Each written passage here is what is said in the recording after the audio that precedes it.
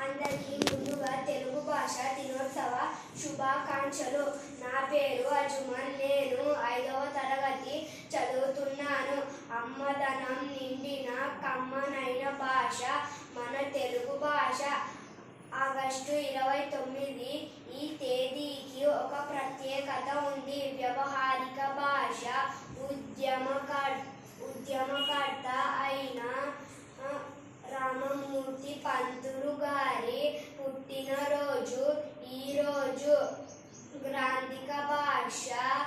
గ్రాంధిక భాషలో ఉండే పాఠ్యాంశాలను భాషల్లోకి మార్చాలని ఎంతగానో కృషి చేసిన వారు గిడుగు రామమూర్తి పంతులు గారు.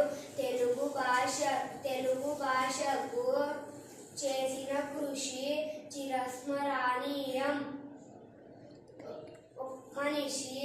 మనిషి పుట్టిన తరువాత మొదటిగా భాష నేర్చుకునేది అమ్మ ఒడిలోనే కదా.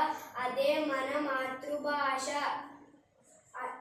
ఈ రోజుల్లో కొంతమంది తెలుగునే మర్చిపోతున్నారు.